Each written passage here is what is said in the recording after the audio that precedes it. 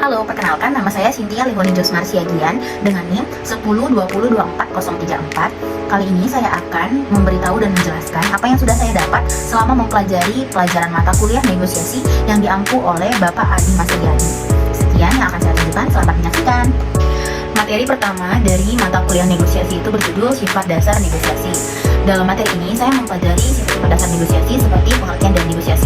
Pengertian negosiasi adalah suatu bentuk pengambilan keputusan di mana dua pihak atau lebih berbicara satu sama lain dalam upaya menyelesaikan kepentingan mereka yang saling bertentangan. Saya juga mempelajari karakteristik dari negosiasi, yaitu dilakukan oleh dua atau lebih individu dan kelompok, adanya proses memberi dan menerima, adanya konflik antara kedua belah pihak, menggunakan metode management of tangibles dan the resolution of tangibles, dan yang terakhir adalah menentukan kesepakatan antar kedua belah pihak. Saya juga mempelajari tentang konflik pada materi ini. Pengertian konflik merupakan situasi di mana ketidaksepakatan atau perbedaan yang dirasakan oleh pihak-pihak yang terlibat dalam mencapai tujuan. Selanjutnya kita mempelajari materi bab 2 berjudul Strategi dan Taktik Tawar-Menawar Distributif. Di sini saya mengetahui atau mempelajari tentang proses dasar tawar-menawar distributif, yaitu mencapai penyelesaian dalam kisaran tawar-menawar positif.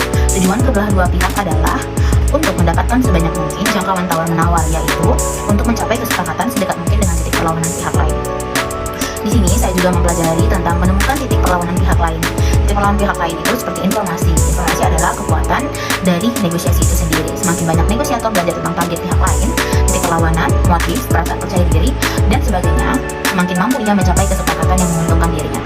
Kita juga dapat mempelajari tentang ada 4 cara untuk melemahkan titik resistensi pihak lain.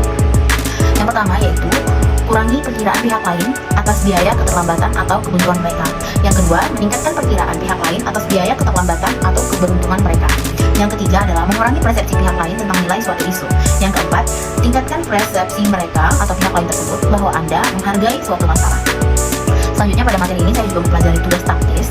Ada 4 tugas taktis yang penting yang berkaitan dengan target, poin resistensi, dan biaya. Yaitu yang pertama adalah menilai target pihak lain, titik resistensi, dan biaya untuk mengakhiri negosiasi. Yang kedua, mengelola impresi pihak lain. Yang ketiga, mengubah persepsi pihak lain. Yang keempat, memanipulasi biaya penundaan. Bab 3, kita mempelajari strategi dan taktik negosiasi integratif. Apa sih sebenarnya definisi dari negosiasi integratif? Negosiasi integratif adalah proses kolaborasi di mana para pihak mendefinisikan masalah bersama mereka dan mencari strategi untuk menyelesaikannya. Langkah-langkah dalam kunci proses negosiasi integratif adalah mengidentifikasi masalah. Kedua, kepentingan dan kebutuhan yang muncul. Ketiga, menghasilkan solusi alternatif. Yang keempat, yang terakhir adalah mengevaluasi dan pilih alternatifnya. Materi yang keempat dari mata kuliah negosiasi yaitu negosiasi, strategi, dan perencanaan. Di sini saya mempelajari tentang tujuan negosiasi. Tujuan negosiasi itu ada 2. Yang pertama yaitu tujuan substantif, yaitu mencapai kesepakatan yang menguntungkan, memenuhi kebutuhan dan kepentingan. Yang kedua adalah tujuan prosedural. Tujuan juga tidak terujuk atau prosedural. Tujuan prosedural mungkin untuk memastikan bahwa penjual membuat setidaknya 2 konsekuensi dari harga pembukaannya untuk meyakinkan saya bahwa dia sedang bernegosiasi dengan serius. Selanjutnya saya mempelajari materi bab 5 yang berjudul persepsi, emosi, dan kognisi. Di materi ini saya mempelajari atau saya mendapatkan pengertian tentang persepsi. Persepsi adalah proses penyaringan atau memilih dan menafsirkan rangsangan sehingga mereka memiliki arti bagi individu. Selanjutnya saya juga mengetahui arti dari emosi. Emosi dalam individu atau organisasi di negosiasi ini memiliki peran yang sangat penting dan kompleks. Emosi tidak hanya sekedar perasaan yang muncul begitu saja, namun dapat menjadi kekuatan pendorong atau penghalang dalam mencapai kesepakatan. Emosi juga adalah fitur penting dari pertemuan negosiasi yang melengkapi pandangan klasik bahwa negosiasi terutama merupakan proses rasional mengambil keputusan di bawah risiko dan ketidakpastian. Dalam materi ini saya mengetahui tentang peran emosi dalam negosiasi. Yang pertama itu adalah membangun hubungan. Dari emosi yang negosiator keluarkan, negosiator dapat membangun hubungannya dengan pihak lain. Kedua adalah alat persuasi. Ketiga, mencerminkan kepentingan. Seperti apa emosi yang ditunjukkan akan menunjukkan seberapa pentingnya kesepakatan yang akan diambil. Yang terakhir adalah menghambat kesepakatan. Kita harus bisa mengatur emosi kita dalam sebuah negosiasi untuk dapat mencapai suatu kesepakatan. Selanjutnya adalah materi bab 6 yang berjudul komunikasi. Saya mendapatkan pembelajaran tentang komunikasi sangat penting dalam negosiasi. Pada materi ini saya mengetahui tentang pengertian komunikasi. Komunikasi dalam negosiasi adalah proses di mana negosiator menyampaikan maksud, tujuan, dan strategi mereka kepada pihak lain. Ini mencakup interaksi verbal dan non-verbal yang memungkinkan para negosiator atau pihak untuk mengungkapkan pemikiran, perasaan, informasi yang relevan untuk mencapai kesepakatan. Proses ini melibatkan pengkodean, pengiriman, penerimaan, dan penafsiran pesan yang masing-masing dapat dipengaruhi oleh berbagai faktor seperti distorsi persepsi, keterbatasan waktu, dan kendala lingkungan. Selanjutnya materi bab 7 yang berjudul menemukan dan menggunakan kekuatan negosiasi. Pada materi ini saya mempelajari tentang definisi kekuatan. Dalam arti luas, orang memiliki kekuatan ketika mereka memiliki kemampuan untuk mewujudkan hasil yang mereka inginkan atau kemampuan untuk menyelesaikan sesuatu dengan cara yang mereka inginkan. Suatu pihak yang memiliki kekuatan dapat membujuk orang lain atau pihak lain untuk melakukan apa yang tidak akan dilakukan oleh pihak lain tersebut. Dalam artian, pihak yang memiliki kekuatan dapat mengatur orang lain untuk melakukan apa yang dia inginkan. Ada dua perspektif tentang kekuatan. Yang pertama, kekuatan yang digunakan untuk mendominasi dan mengontrol orang lain, atau bisa lebih ke konteks tawar-menawar distributif. Yang kedua adalah kekuatan yang digunakan untuk bekerja sama dengan orang lain. Ini adalah konteks tawar-menawar integratif. Saya juga mempelajari tentang sumber kekuatan. Sumber kekuatan itu berasal dari kemampuan negosiator untuk mengumpulkan dan mengatur fakta dan data untuk mendukung posisinya, argumen dan hasil yang diinginkannya.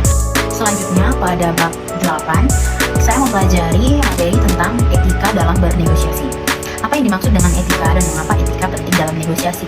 Saya mempelajari definisi etika. Etika secara luas digunakan dalam standar sosial untuk menentukan apa yang benar dan salah dalam situasi tertentu atau proses untuk menetapkan standar-standar tersebut.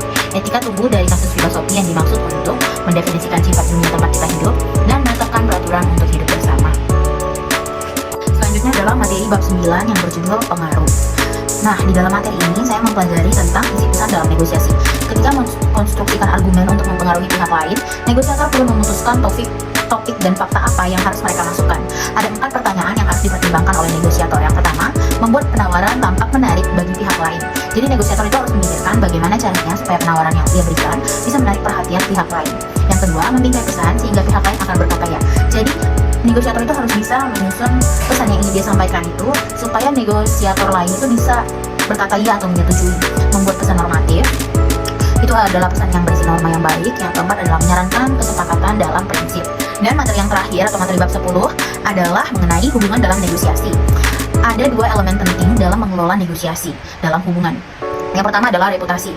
Reputasi adalah bagaimana orang lain mengingat masa lalu mereka dengan Anda. Ini adalah warisan yang ditinggalkan negosiator setelah pertemuan negosiasi dengan pihak lain. Adalah kepercayaan berbasis kalkulus. Kepercayaan berbasis berkaitan dengan memastikan perilaku yang konsisten.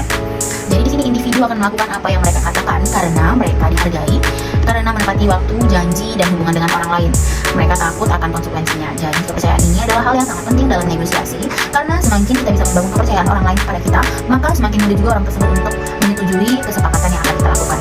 Sekian adalah pembelajaran yang dapat saya ambil selama belajar negosiasi dari bab pertama sampai bab 10. Sekian dan terima kasih.